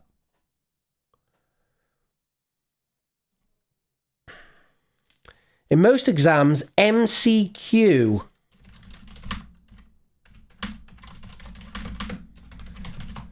MCQ. In most exams, MCQ. Multiple choice. How do you tackle MCQ questions? MCQ questions are a really bad way of assessing language because of a few reasons. One, they can sometimes be wrong. I've seen a lot of multiple choice questions that are wrong. And two, they can give a bad impression of language. So you can have someone who performs very well on a multiple choice question exam, but then their English is terrible. So I don't have a lot of advice for this, Pachu, other than read the question carefully and try to understand what is being tested in the question. So normally there'll be like a specific phrase or word that's being tested. And if you are able to identify that, it can help. Oh, what about our homework on Cornell's note-taking? Yeah, I totally forgot about that, Pallavi. I'll definitely look at it. I'm not going to look at it right now. I had a technical problem last week and I had to reinstall everything on my computer. So I don't have Discord right now and stuff like that. But once I sort it out, then I will get your homework and we will look at it. I promise we'll look at it. Okay? We will look at it. Maybe I'll do another class on note-taking as well, so it will fit quite nice. Because I like note-taking. I like doing classes on it. And I've started to get back into note-taking myself. I bought myself a lovely little notebook here. And I've got quite a few of them. And as you can see, I am actually using this. I've got it full of notes. And I really find it helps to have your pen, your notebook, and make physical notes. I recommend it to everybody. Like, give it a go and get into the habit of it. It's so much better than using your phone. Now, using your phone is okay, but I think there's just something special about physical notes. So I really use this. I use this when I'm teaching. I use this when I go to church. I use this when I'm having a coffee with my wife. Seriously. I use this a lot, and it's good. It's very helpful. So I do recommend it. Get yourself a little notepad. Don't be afraid. Life is an adventure. Let's not forget that. We are all journalists. Can you recommend a practical online note-taking application for language learning? A practical online note-taking application for language learning. So I need a little bit of detail about what exactly you want. So what exactly you want? There are a few options, but which one I recommend would depend on... It would depend on exactly what you want to achieve. So, for me, for any sorts of notes, I use Google Keep, but this is good for to-do lists, collecting ideas, quotes, etc. So it's very good for that. It's not aimed at vocabulary. Now, if you want something aimed at vocabulary for like flashcard drills and stuff, which, by the way, I'm not very keen on flashcard drills, but probably the best one is Quizlet. So Quizlet not only allows you to put flashcard drills in and stuff, but also it has a load of games you can play to practice the vocabulary that you've put in.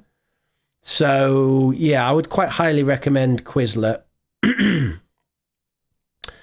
And then on top of that, the other one, if you don't like Quizlet, you could try Anki.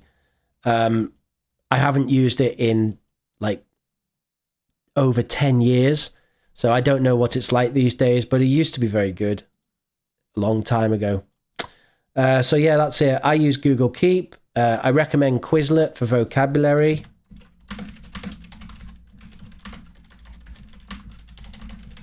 By the way, I don't like flashcard style learning, but, you know, it does work for exams.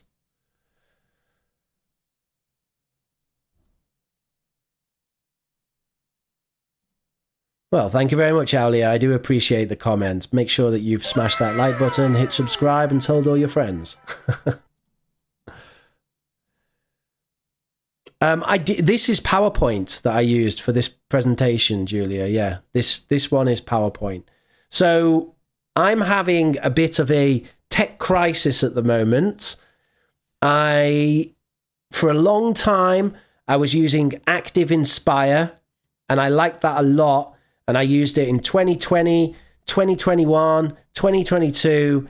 And then suddenly I started using Google Docs, right? And you guys know that because all the classes that we've done in the last 18 months, we've been using Google Docs, and you've seen that I'm using that. And I like Google Docs because it's very good for typing, right? So I can type lots of my ideas quickly. But I've started to get very frustrated with how it appears. I don't think Google Docs looks very good. And because I'm obviously looking at ways to get Professor Rich boosted on YouTube, and, you know, YouTube is very visual. People want to see beautiful things, right? They want to see a lovely, beautiful PowerPoint, right? So I started to investigate options for more beautiful things. That's why I started to use Miro, and you saw me using Miro. And I used that, I think I used it last week or the week before. But it wasn't perfect. It wasn't great. It was a lot of work. So I decided this week, let's go to PowerPoint. Let's go for it. But you can see I've combined PowerPoint with OpenBoard. So I can do this, where we have this, and then, and I know I didn't use this in the class, but we can highlight stuff over the top like this. So now we kind of have the best of both worlds. This is the idea, that I'll be able to do things like that, because I like to be able to point. The reason why I didn't use PowerPoint in the past is that, you know, I like to be able to draw on the screen and point things out and everything. The thing that's kind of annoying about this is I can't type stuff. It doesn't have an option to type unless you flip back to the board. So that is kind of annoying, but okay. This is what I'm going to use for the moment. Pachu says, do you agree that the rise of artificial intelligence raises ethical concerns? Yes, of course. Of course it does. It's already raised them, Pachu. I totally agree. Pachu says, do you agree that genetically modified foods are safe for consumption? No. But the thing is, Pachu, a lot of things are not really that safe for consumption. We just have to trust the experts, but honestly, I have no idea. Genetically modified foods, it's probably not great, but it's cheap. Ice in my shoulder. I've had this pain for a long time, Manuel, so I think it's something more serious. How do I summarize a lecture? We did a class on that, Pachu, on Cornell Notes. So you should search for the lesson that we did on Cornell Notes. And we did it wasn't too long ago. Cornell Notes are a perfect way of taking notes, listening to a lecture, active listening, and then summarizing it.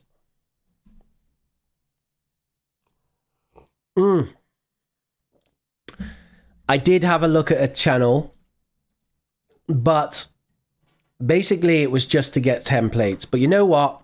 Since I used his template, let's give him a shout out. I did use his template, so let's give him a shout out. Just hang on, let me find him.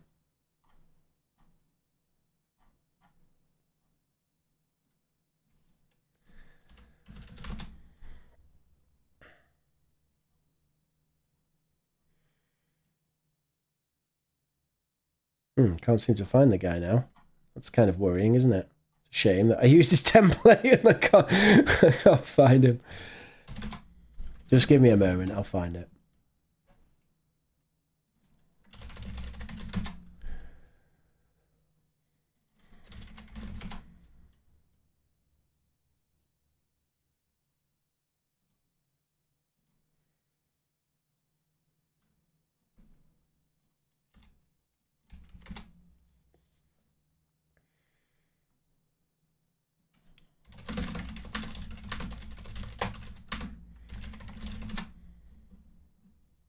I think this is it.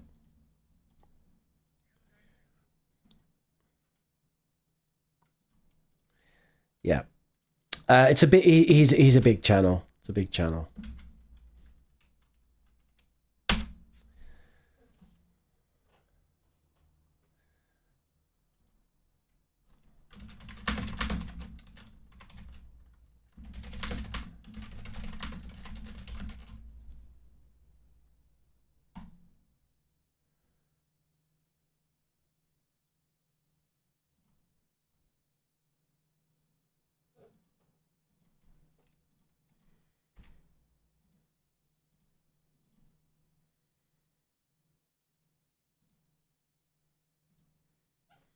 All right.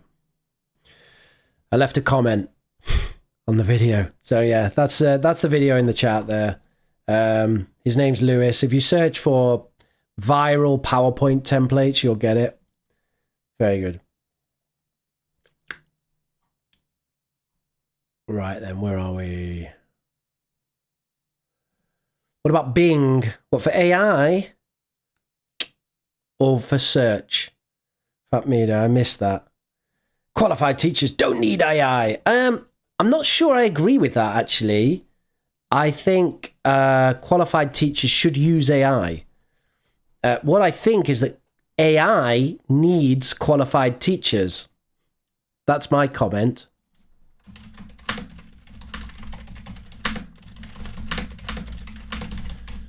AI needs qualified teachers.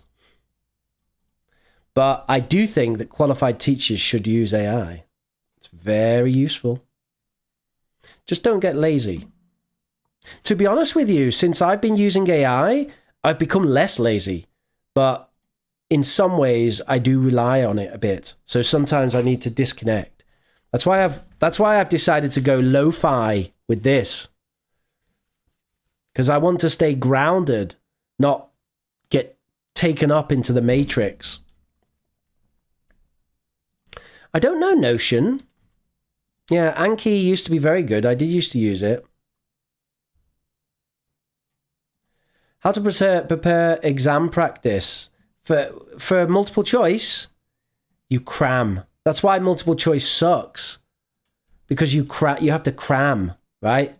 So it's the old style of study, Pachu, right? Make a study plan. 45 minutes with 15-minute breaks. Morning study is best, but any time is okay. Copy out notes in succinct note form. Try to use memory tricks. Try to memorize things. And practice tons of past exam papers. That's what you do, unfortunately, for multiple choice exams. Drink loads of coffee and do that. It sucks.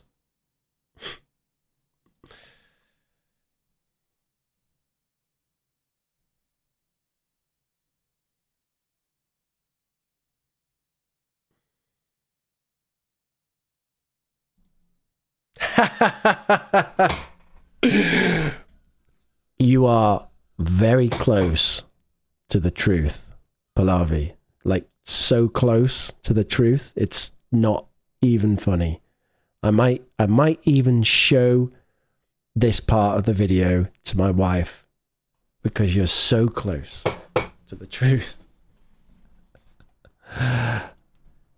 Can you give some advice on how to teach English to children in a non-English speaking country? You know what children love? What age is this, Alia? Do you know what children love? Children love fun. Children love fun, context, and meaning. But they need the challenge, the mental challenge, physical challenge, and linguistic challenge to be correct. That means not too easy and not too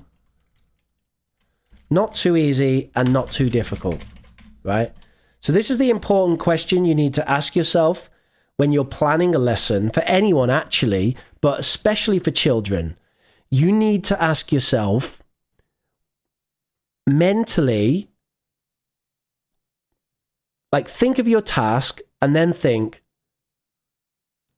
mentally, how is this for my students, for my children's students, my young learners, right?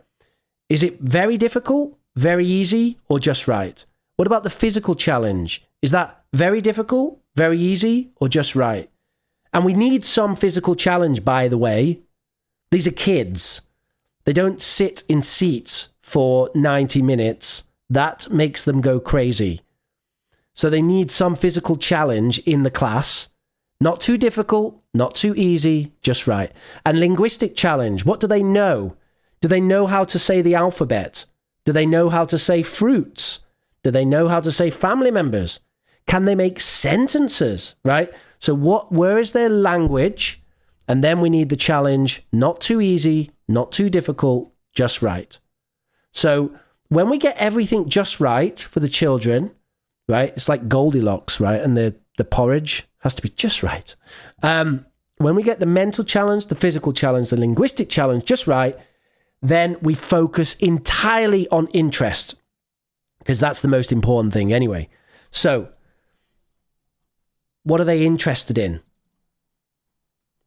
And then, I've done this the wrong way. We should start with what they're interested in, and then we should talk about the mental challenge, physical challenge, and linguistic challenge, right? What age did you say, Alia? Has she said it? No, she hasn't said it. Okay. I'm going to assume like 8 or 9. Let's say you have 8 or 9-year-old kids, right? So maybe you have 8 or 9-year-old kids. Right, so 8 or 9-year-old kids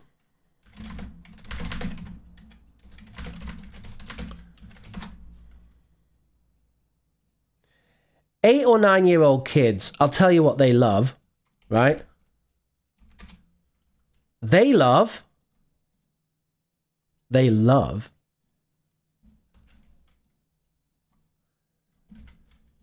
Phineas and Ferb. And they love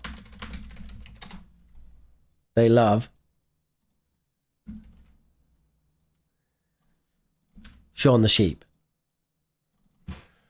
So, anything which involves Phineas and Ferb and Shaun the Sheep is going to be a good context.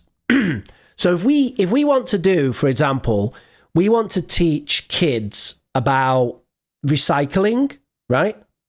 Then we can find a lesson that contains we can find an episode of Phineas and Ferb or Shaun the Sheep that contains some element of recycling.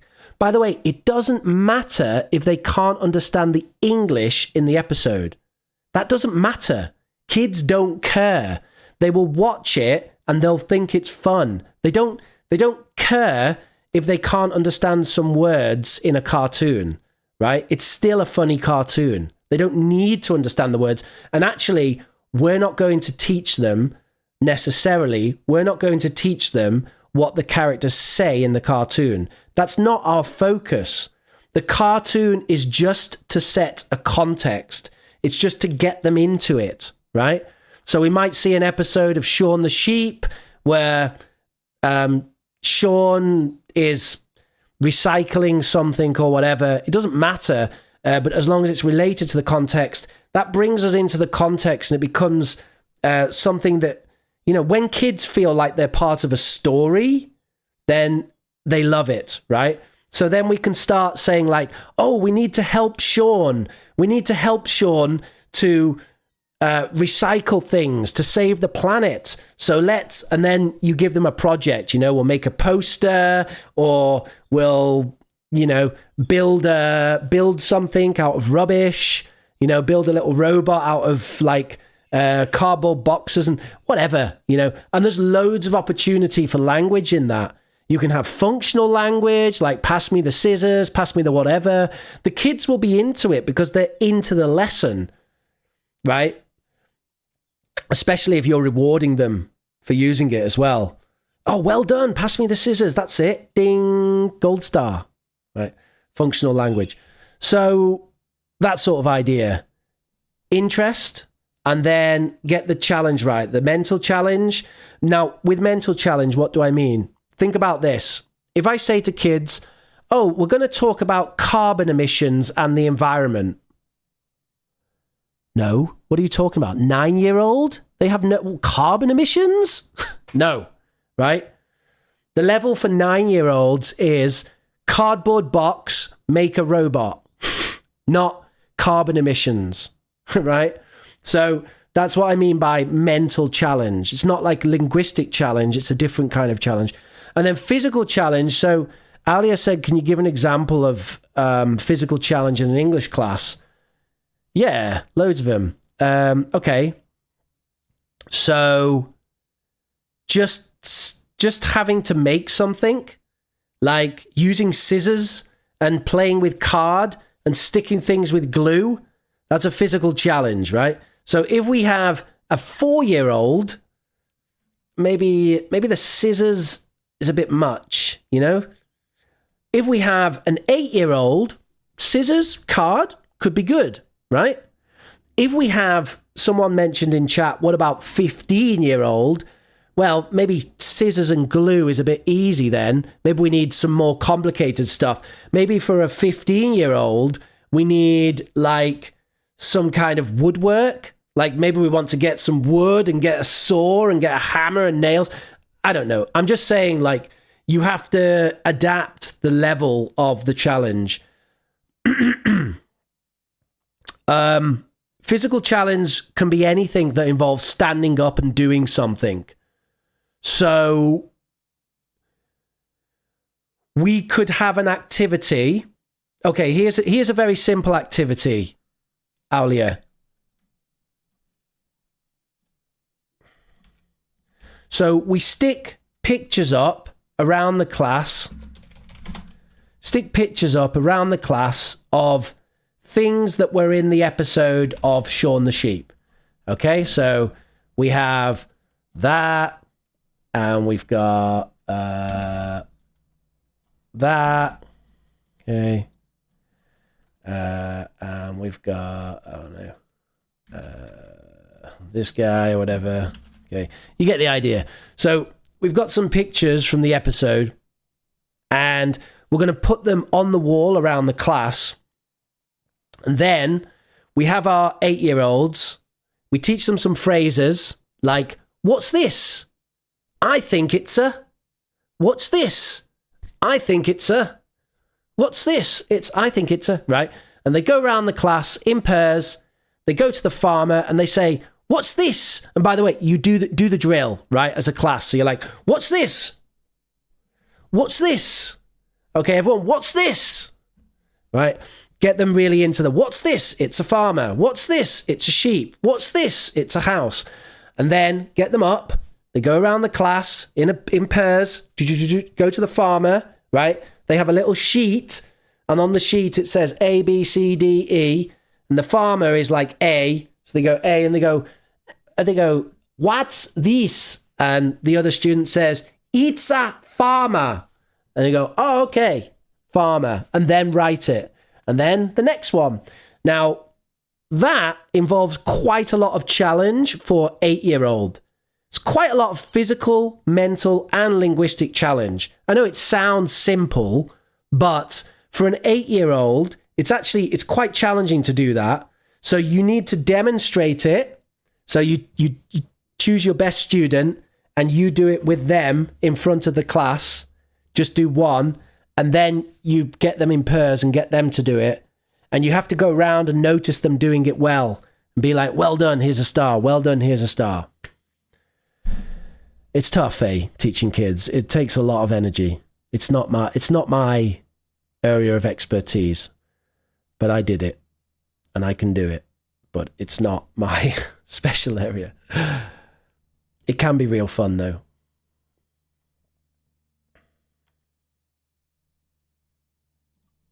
Why do you think flashcards are not so good for learning? So the reason, JV, is there is little to no the affective or cognitive depth to repetitive to spaced repetition based learning. So that's the problem, that we don't have any cognitive or affective depth. There's no emotion and there's no intellectual challenge. So if you don't have emotion or intellectual challenge, then it just goes into your short-term memory.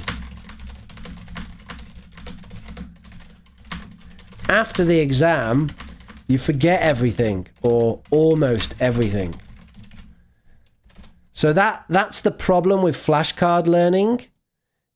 It's good for exams, but after the exam, that's it, you know?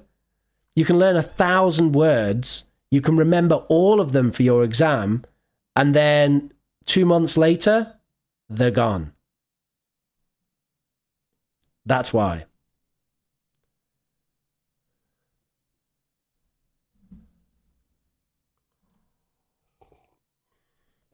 Now, caveat, with some things, you just don't have an option but to have a flashcard. And the reason why flashcards are nice for children is because it's just a piece, it's just something you can hold up with a picture. That's when it's good. When I talk here about flashcards being bad, I actually mean spaced repetition-based learning. That's what I mean, right? Flashcards themselves are a useful tool for showing people something, especially if you don't have technology to project the picture. That I agree with. Oh, no. I certainly do not. Certainly do not. No. Absolutely, I am 100% a PC user. I have 3 screens. I've got one there, and one there. And I love PC. And I don't like Mac at all. It's too simple. It's not my bag. Right? Mac is like a Ford, you know, Ford automatic. And I want a Ferrari. I don't know if you can craft images on ChatGPT free. I don't use ChatGPT free.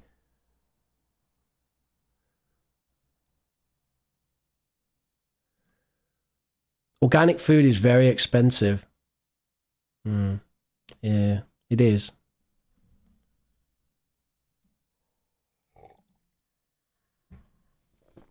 Yeah, that's right, Manuel. I'm not really sure what your point is, but thank you. Oh, so Cal knows him. Yeah, he's cool. What is AI needs qualified teachers to teach well mean? Can you explain, please? Okay.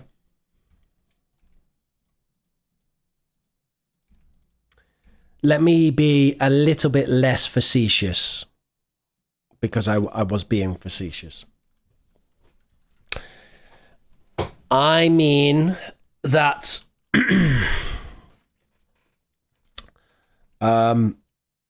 for the majority of students,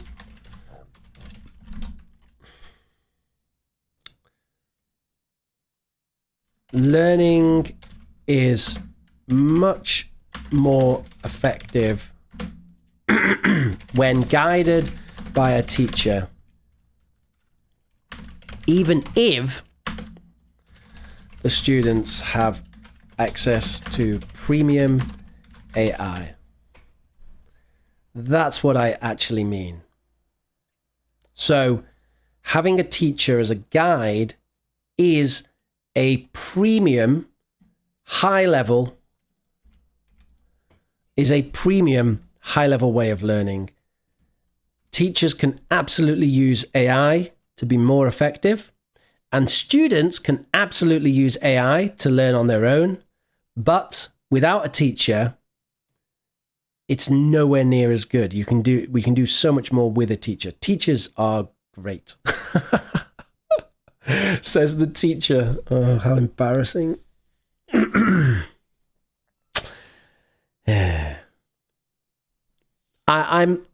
Let me give you context. I'm a technophile. I love technology, but I am on I'm on team human here. I do think that human teachers are irreplaceable, much like human artists and human singers. They're irreplaceable. Yes, we're going to have gorgeous AI art and gorgeous AI singers and so on, whatever. But I do think that human teachers are irreplaceable because we're talking about interaction here. Education is not just about plugging a chip into your brain and learning it. It's about a social adventure. It's about a process. It's about human communication.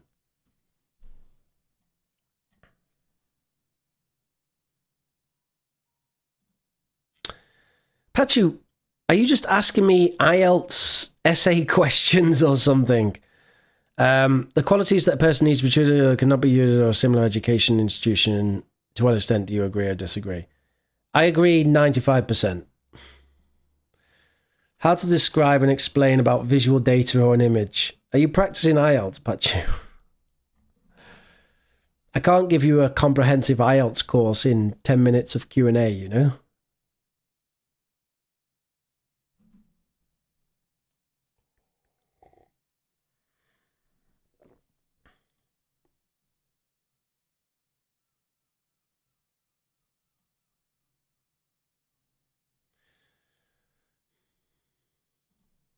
I know what it says. I used to teach my 7-year-old niece. It was a nightmare.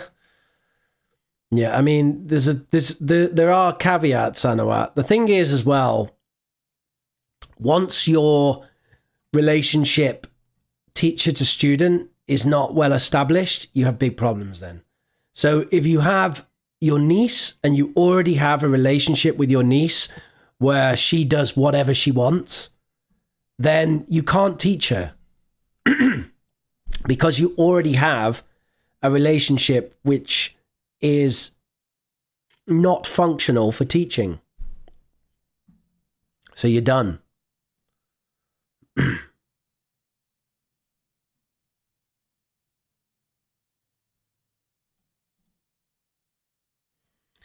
Yeah, I agree with this. I agree with this. And this is the thing, they will understand the language, you'll teach them. But the primary thing is you want them to get fun. Now, you're talking about one-to-one class earlier. So that's tough. And I'll tell you, the thing about one-to-one class is because you kind of need to be the entertainment in one-to-one class, so it can be a lot more difficult. I would suggest, yeah, definitely you can still get some elements of Shaun the Sheep in there, right? Or some cartoon to watch, right? Things like that can definitely bring them in with some interest.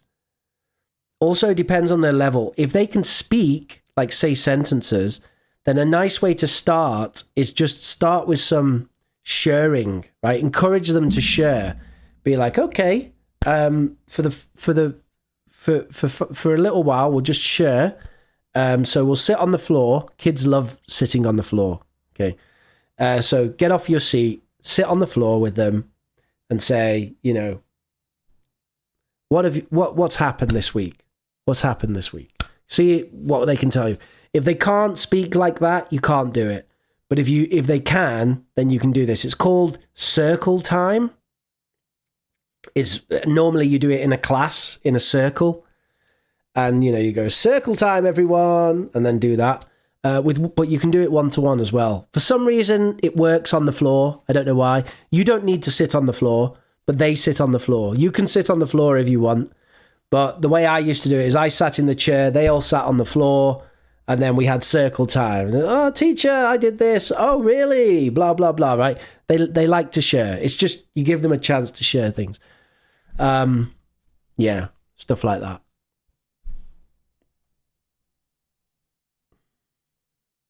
There's a good teacher you might want to look at. What's her name?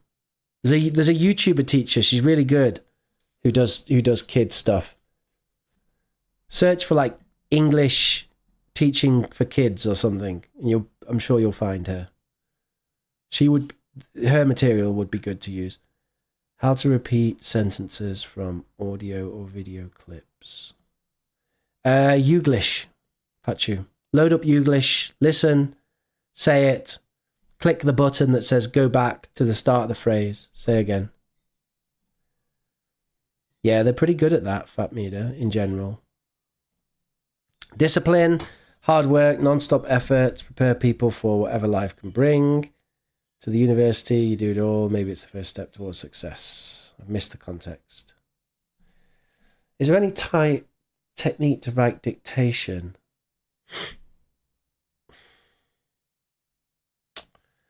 No. You just need to practice it. Flashcards are used everywhere. Spaced repetition learning.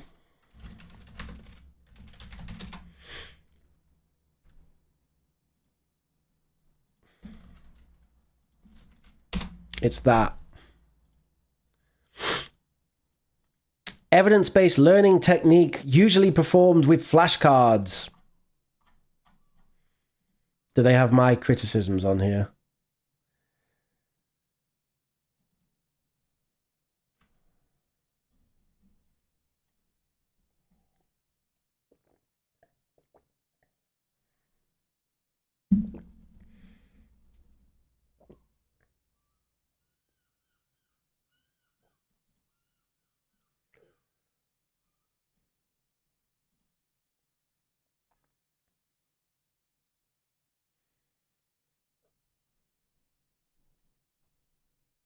No, they don't. They don't have my... They love it. Wikipedia loves it. I don't like it. I think one of the things is there's so much maintenance as well. You can't stop it with spaced repetition learning. See, that's the thing. They do these studies, but they forever incrementally do the spaced repetition. They don't stop. It's like, I don't want to learn the same thing forever for my whole life. That's so boring, right? You want to learn something, then move on, learn something else.